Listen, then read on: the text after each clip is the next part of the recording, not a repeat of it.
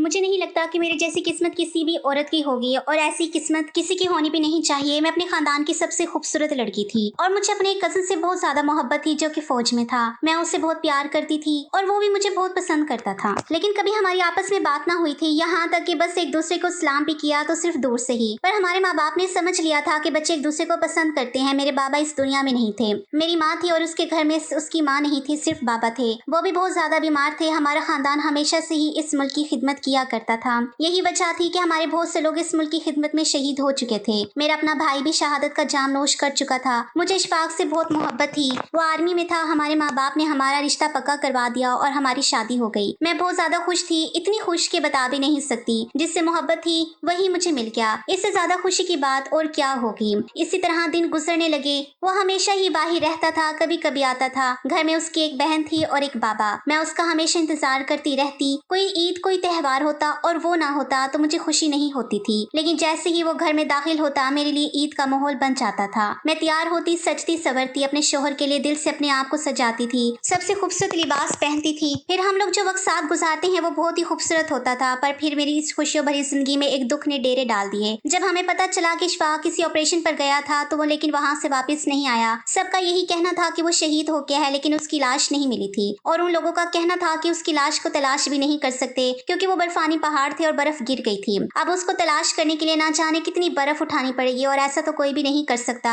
इस तरह की कहानी से पहले भी मंसूब थी और मुझ जैसी औरतें पहले भी थी जिनके शोहर लापता हो गए थे, लेकिन फिर सारी जिंदगी वापस ना आए। जाहिर है कि एक इंसान के ऊपर बर्फ का पूरा पहाड़ गिर जाएगा तो उसकी लाश को भी तलाश करना कितना मुश्किल है, और ये काम करेगा भी कौन। मुझ पर तो गमों के पहाड़ टूट पड़े थे। मेरी जिंदगी से सारी खुशियां खत्म हो गई थी।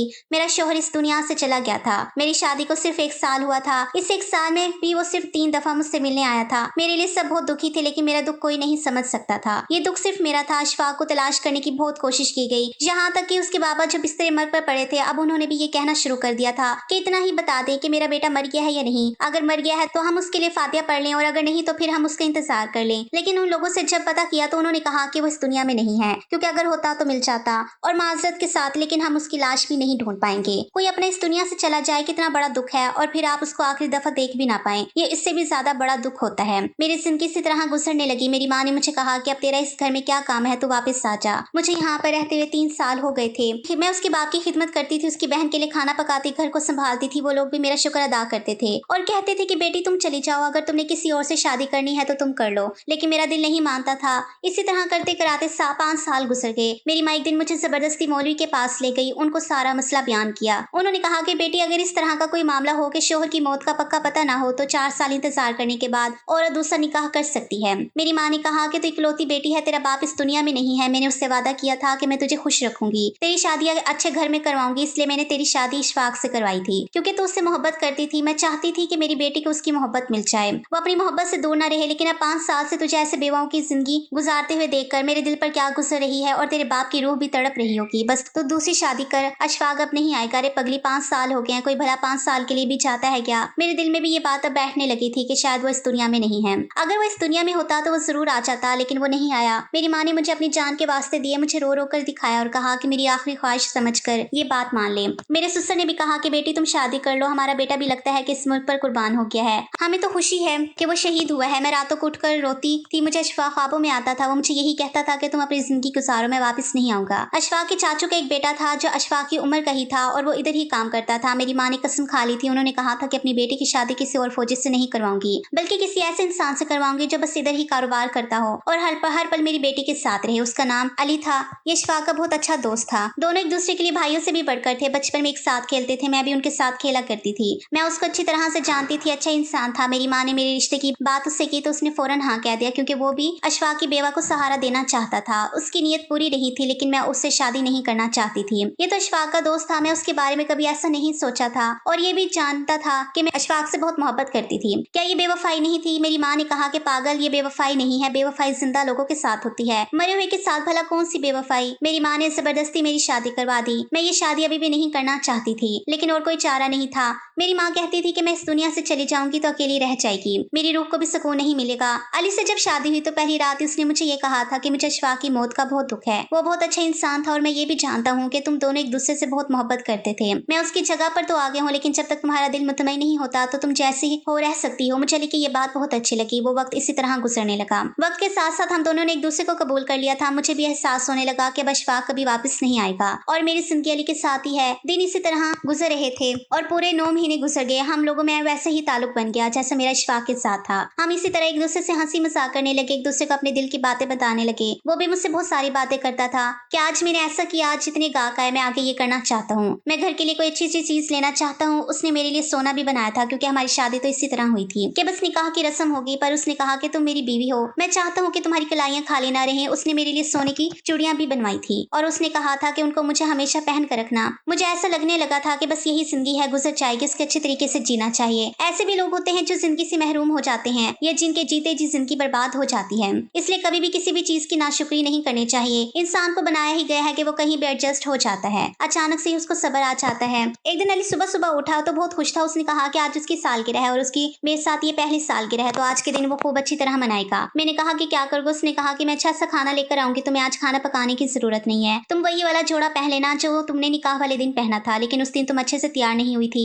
इसलिए आज अच्छे से तैयार हो जाना। मैंने निकाह का जोड़ा पहना तो, लेकिन वो कोई इतना ज्यादा अच्छा नहीं था, फिर पर मेरे सारे कपड़ों में सबसे अच्छा था। मैंने कहा कि ठीक है। जब वो काम पर चला गया तो मैं तैयार होने लगी। आज मेरे चेहरे पर मुस्कुराहट थी। मुझे ऐसा लग रहा था कि अब कहीं जाकर मैंने अली को अपना शोहर कबूल कर लिया है और अब मुझे भी उससे मोहब्बत होने लगी है। जब अचानक दरवाजे पर दस्तक हुई, मैं भी पूरी तरह से तैयार नहीं हुई थी, मेरे बाल खुले हुए थे। मैंने कहा वो शायद कोई चीज भूल गया होगा। जब मैंने जाकर दरवाजा खोला तो मेरे कदमों तले से जमीन निकल गई, क्योंकि मेरे सामने का मंजर मेरे लिए बहुत अजीब और हैरानकुन था। सामने अली नहीं बल्कि अशफाक खड़ा था। उसकी हालत देखकर लगता था कि वो बहुत कमजोर हो चुका है, शायद बीमार रहा था या किसी ऐसी जगह पर रहा था जहाँ पर उसे ठीक से खाना नहीं मिला था। लेकिन मैं फौरन पहचान गई कि ये अशफाक है। हम दोनों की हालत एक जैसी थी। वो मेरे करीब बढ़ा तो मैं 2 कदम पीछे हट गई। मुझे याद आया कि अब तो मैं अली की बीवी हूँ, उसकी नहीं। लेकिन ये क्या हो गया? उसने कहा कि क्या बात है, मुझसे दूर क्यों भाग रही हो? मैं इतने सालों बाद आया हूँ और तुम मुझसे दूर भाग रही हो। तुम्हें पता है मैं कहाँ था, कितनी मुश्किल से तुम तक पहुंचा हूँ, पर तुम यहाँ क्या कर रही हो? तुम अली के घर में क्या कर रही हो? मैं तुम्हारे घर गया, तुम्हारी वहाँ पर नहीं थी। फिर सामने वालों ने मुझे बताया कि तुम यहाँ पर हो। मैंने कहा अंदर आओ तो बैठो तो सही। मुझे समझ नहीं आ रहा था, मेरी हालत अजीब हो रही थी। ऐसा लगता था कि कोई जिंदा रहना चाहता है और अब उसके सामने मौत आकर खड़ी हो गई है, जबकि पहले वो मौत मांगता रहा है। उसने मुझे बताया कि वो बड़े बुरे हालात में था। वो एक छोटे से गाँव में फंस गया था जहाँ पर लोगों को उसकी जबान भी नहीं आती थी। उसकी हालत बहुत खराब थी। उसकी न जाने कितनी हड्डियां टूटी हुई थी। उन्हीं लोगों ने उसका इलाज किया और फिर वो वहीं पर रहने लगा और बड़ी मुश्किल से मुझ तक वापस पहुंचा है। उसके लिए सब कुछ बहुत ही ज्यादा मुश्किल था। वो पाकिस्तान से निकलकर किसी और इलाके की हदूद में चला गया था और वहां से घूमता हुआ, खुद को बचाता हुआ वो वापस पाकिस्तान आया था। क्योंकि वो एक फौजी था, उसे बहुत मुश्किल का सामना था। बात करते करते उसकी आंखों में आंसू आ गया। उसने कहा कि मैंने तुम्हें बहुत याद किया, इधर आओ मेरे पास बैठो। जब मैंने इनकार किया तो अचानक से गुस्सा हो गया। उसने कहा कि मैं इतनी दूर से आया हूँ, इतने सालों बाद, और तुम मेरे पास बैठ भी नहीं सकती हो। क्या गया है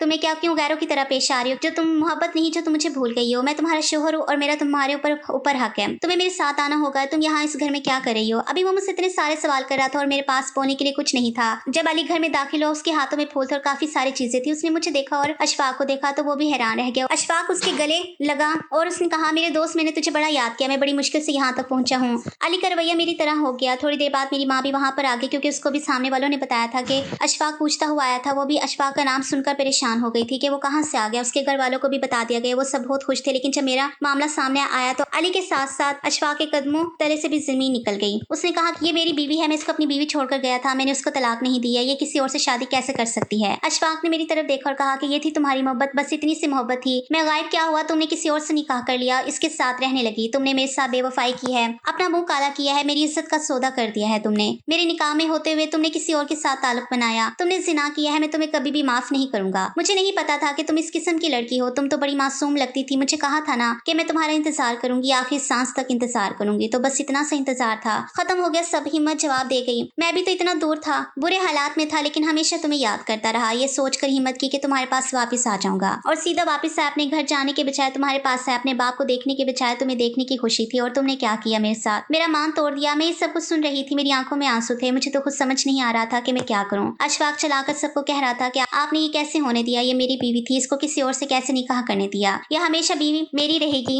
इसके साथ मैंने निकाह किया है, आप सबकी मौजूदगी में किया था। उसने कहा कि गवाह थे आप लोग ये सब कैसे कर सकते हैं? ये मेरी बीवी रहेगी। मैं 10 साल बाद आऊं, चाहे 15 साल बाद आऊं। तो मेरे ससुर ने कहा कि नहीं बेटा, ऐसा नहीं होता। उसी मुफ्ती को बुलाया जिसके पास मैं मसला पूछने के लिए गई थी। उसने कहा कि अगर 4 साल तक मुसलसल शोहर लापता रहे तो औरत दूसरी शादी कर सकती है, इसलिए तुम्हारी बीवी ने गैर शरई काम नहीं किया। मुफ्ती साहब ने कहा कि ये बच्ची मेरे पास मसला पूछने के लिए आई थी और मैंने ही इसको ये मसला बताया था। इसकी माँ इसकी शादी के लिए फिक्रमंद थी, इसने जो भी किया बिल्कुल ठीक किया। अशफाक ने कहा कि क्या ठीक किया? मेरा क्या? मैंने तो इसको तलाक नहीं दी, फिर ये कैसे और के साथ शादी कैसे कर सकती है। मुफ्ती ने कहा कि हाँ, एक बात यहाँ पर बहुत अहम है कि अगर शोहर 4 साल के लिए दूर रहे तो बीवी किसी और से शादी कर सकती है, लेकिन 4 साल के बाद दूसरा शोहर वापस आ जाए तो बीवी उसी के निकाह में जाएगी, यानी पहले शोहर के साथ रहेगी और उसका दूसरे शोहर के साथ निकाह मनसूख हो जाएगा। यानी कि अशफाक तुम ही इसके शोहर हो और अली अब तुम्हारा इसके साथ कोई निकाह नहीं है। यही शरई मसला है और यही शरीयत का हुक्म है। जब ये बात मुफ्ती साहब ने बताई तो अशफाक के चेहरे पर एक सुकून आ गया, लेकिन अली की हालत गैर होने लगी। उसने कहा कि मुझे इस बात की सजा मिली है।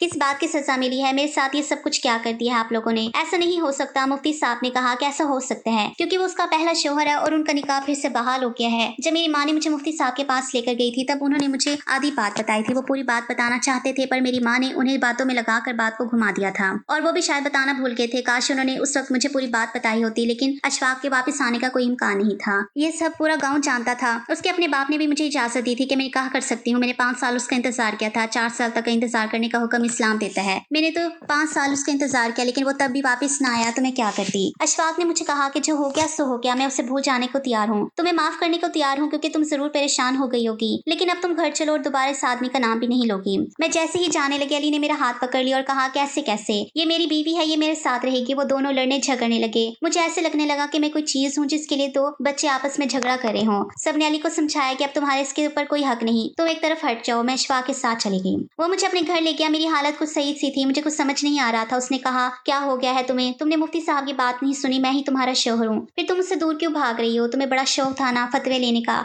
इस्लाम के ऊपर अमल करने का कि 4 साल तक शोहर वापस नहीं आया तो चलो शादी कर लेती हूँ, लेकिन अब इस्लाम का पता चल गया है ना तुम्हें, क्या मैं वापस आ गया हूँ तो मैं ही तुम्हारा शोहर हूँ। अब उस इंसान को अपने दिल से निकाल दो। वो एक बगैरत इंसान है जिसने अपने दोस्त की बीवी के साथ शादी की। कहने को मेरा भाई, मेरा कज़न, मेरा सब कुछ था, मेरे लिए भाइयों में से भी बढ़ के था। मैंने उसे कभी कज़न नहीं समझा था, हमेशा भाई समझा था, लेकिन उसने जो किया शायद वही कर सकता था क्योंकि जो लोग हमारे सबसे ज्यादा करीब होते हैं हमारे साथ वही धोखा करते हैं। मैं अशफाक के साथ रहने लगी। उसका रवैया मेरे साथ कुछ अजीब सा था। वो बहुत ज्यादा चिड़चिड़ा हो गया था क्योंकि वो इतने हालात काट कर आया था कि वो पहले जैसा नहीं रहा। उसकी बातों में तंज था, उसके लहजे में जहर था, उसे मुझ पर गुस्सा था, उसके अंदर की मर्दान की ठाटे मार रही थी। जाहिर है कि उसके लिए ये सब कुछ बहुत मुश्किल था। मैं समझ सकती थी, लेकिन आहिस्ता आहिस्ता वो ठीक होने लगा। उसके दिल में मेरी मोहब्बत जागने लगी। इधर अली बार बार मुझसे मिलने की कोशिश करता था, मुझे फोन करता था कि अशफाक ने मेरा फोन ही तोड़ दिया। अब इसमें क्या गलती थी? मैं उससे कोई राब्ता नहीं करना चाहती थी क्योंकि अगर मुफ्ती साहब की बात ठीक थी तो फिर अशफाक ही मेरा शोहर था। मुझे किसी और के साथ राब्ते में नहीं रहना चाहिए था। मैं सारी सारी रात रोती थी, ये सोचती थी कि मेरी जिंदगी को तो अजाब बना दिया गया है। ये सब कुछ मेरी माँ ने किया था। मैं किसी और से शादी नहीं करना चाहती थी, मुझे मेरे हाल पर छोड़ देती।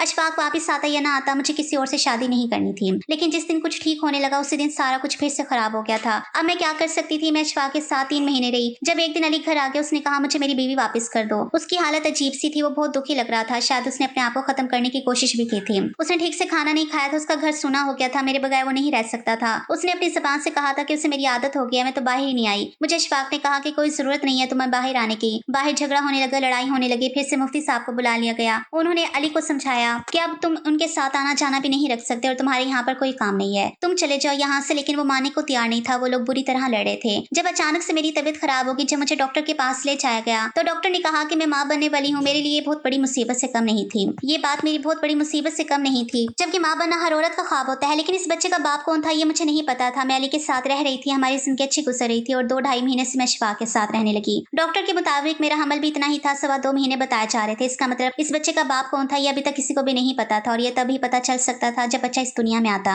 अशफाक और मैं फिर से लड़ाई होने लगी। अली ने कहा कि इसकी कोख में मेरा बच्चा है और अगर तुमने अपनी बीवी को रखना है तो रखो, लेकिन बच्चे को मैं ले लूंगा। मेरे शोहर यानी अशफाक ने कहा कि बच्चा भी मेरा है और बीवी भी मेरी है, तुझे कुछ नहीं मिलेगा, मैं तुझे जान से मार दूंगा अगर तूने मेरे घर में कदम रखा या मेरी बीवी का नाम भी लिया। अशफाक बार बार मेरा नाम लेने लगी। उन दोनों की लड़ाई शिद्दत इख्तियार कर गई। हाथापाई पर उतर आया। मैं चला चला कर हो रही थी। मुझे ऐसा लग रहा था जैसे ये सब कुछ मेरी वजह से हुआ है। मुझे मेरे सिस्टर ने भी ताने देना शुरू कर दिए, मेरी नंद ने भी, कि तुम्हारे लिए 2 भाई आपस में लड़ रहे हैं, ये तो एक दूसरे की जान थे, एक दूसरे को जरा सा भी दुख नहीं पहुंचा सकते थे और आज कैसे एक दूसरे के लिए दुश्मनों से भी बढ़कर हो गए। सिर्फ तुम्हारी वजह से तुम्हें ही शौक चढ़ा था शादी करने का। पहले शोहर की बीवी बनकर बैठना था ना। मोहब्बत के तो बड़े दावे करती थी। डॉक्टर ने कहा था कि जब तक बच्चा इस दुनिया में नहीं आता तब तक हम नहीं बता सकते कि इसका बाप कौन है। अली ने पहले ही कह दिया था कि बच्चा मेरा है और जैसे ये बच्चा इस दुनिया में आएगा मैं इसे लेकर चला जाऊंगा। उसने कहा था कि मुझे तुम्हारी भी कोई परवाह नहीं है, बच्चा तुम्हारे बगैर रह लेगा, मैं उसे माँ और बाप दोनों का प्यार दूंगा। मैं परेशान थी कि कहीं ये सचमुच मेरे बच्चे को ना ले जाए। और इधर अशफाक ने एक अजीब सी बात कर दी। उसने कहा कि अगर ये बच्चा अली का है तो फिर हम ये बच्चा दे देंगे। दोनों सूरतों में ही मुझे मेरे बच्चे से दूर करने की साजिशें हो रही थी। मेरे दिल पर क्या गुजर रही थी ये सिर्फ मैं जानती थी। अगर मेरी कोख में ये बच्चा ना होता तो मैं अभी तक खुदकुशी कर लेती। मुझे अली ने किसी और नंबर से एक वॉइस मैसेज भेजा। उसने कहा कि मुझे अब तुम पर कोई भरोसा नहीं है और तुम मुझे अपनी जिंदगी में वापस नहीं चाहिए। लेकिन अपना बच्चा मैं तुम्हारे पास नहीं रहने दूंगा, ये बात याद रखना। और मैंने अशफाक को किसी से फोन पर बात करते हुए सुना है कि वो मेरी बीवी है, मैं उसको नहीं छोड़ सकता, इससे बहुत मोहब्बत करता हूँ, लेकिन अगर उसकी कोख में उस इंसान का बच्चा है तो मैं उसका बच्चा अपने घर में नहीं रहने दूंगा। मुझे समझ नहीं आ रही थी कि मैं क्या करूँ। मेरे अंदर मेरा बच्चा था और मैं अब एक माँ बन चुकी थी। मैं उन दोनों की बीवी बनकर नहीं बल्कि उस बच्चे की माँ बनकर सोच रही थी कि आखिर वो वक्त आ गया जब उस बच्चे ने पैदा होना था और इसे टाइम टेस्ट करके ये पता भी लगा सकते थे कि इसका बाप कौन है। लेकिन जब मेरा वक्त आया तो मेरी तबीयत बहुत ज्यादा खराब हो गई। डॉक्टर्स ने कहा कि कुछ गड़बड़ लग रही है, हमें ऑपरेशन करना पड़ेगा। जब ऑपरेशन करके मेरे बच्चे को पैदा किया गया तो डॉक्टर की चीखें निकल गई, क्योंकि मेरे बच्चे को बताइशी तौर पर एक जिल्द की बीमारी थी, जिसकी वजह से वो बहुत ज्यादा अजीब लग रहा था। ऐसा लगता था कि इंसान का बच्चा नहीं है। उसकी जिल्द बहुत ही अजीब तरह की थी, जैसे कोई दरख्त होता है, उसको जो कोई भी देखता था उसकी आंखों में आंसू आते थे। वो कानों का हाथ लगाता। मेरा क्या कसूर था? क्या ये मेरी सजा थी? लेकिन मैंने तो ऐसा वैसा कुछ नहीं किया था। दरअसल ये उन दोनों की सजा थी जो इस बच्चे के ऊपर अपनी अना का खेल खेल रहे थे। कोई उसको मुझसे छीन लेना चाहता था तो कोई उसको रखना नहीं चाहता था। रिपोर्ट के मुताबिक ये बच्चा अली का था, लेकिन उसने इस बच्चे को लेने से इंकार कर दिया और अशफाक ने कहा कि वो भी इसको नहीं पालेगा। अली तो हमेशा के लिए ही मंजर से गायब हो गया, क्योंकि इसे सिर्फ अपने बच्चे तक ही मुझसे मतलब था। लेकिन जब मैंने अशफाक से कहा कि मैं इस बच्चे को पालना चाहती हूँ तो उसने कहा कि फिर तो मैं तुम्हें अपने साथ नहीं रख सकता। तो मैंने कहा ठीक है, तुम मुझे छोड़ दो। उसने कहा ताकि तुम अली के पास चली जाओ। मैंने कहा कि तुम कभी भी ऐसे इंसान नहीं थे, तुम्हें याद है हमने एक दूसरे से मोहब्बत की थी। उसने कहा कि अगर तुम्हें वो मोहब्बत याद होती तो तुम उसके साथ कभी शादी नहीं करती। तुम मेरे दिल से उतर गई हो। मैंने कहा तुम भी मेरे दिल से उतर गए हो, और अगर तुम्हें मेरे साथ नहीं रहना तो बेशक मुझे छोड़ सकते हो। अशफाक ने मुझे तलाक दे दी। मैं वापस अपनी माँ के घर आ गया। अब मैं इस बच्चे को पालती हूँ। दुनिया वाले इसके बारे में जो भी बोलते रहे, लेकिन मेरे लिए तो ये मेरी औलाद है। मैं हमेशा इसका ख्याल रखूंगी। डॉक्टर कहते हैं कि ऐसे बच्चों की उम्र ज्यादा नहीं होती, लेकिन मेरा बेटा मेरे पास रहेगा। मैं उसको इतना ख्याल रखूंगी कि इसको कभी भी कुछ नहीं होगा। बस अब यही मेरी जिंदगी का मकसद है। कभी कभी सोचती हूँ कि इस सब में मेरी गलती क्या थी, मेरा क्या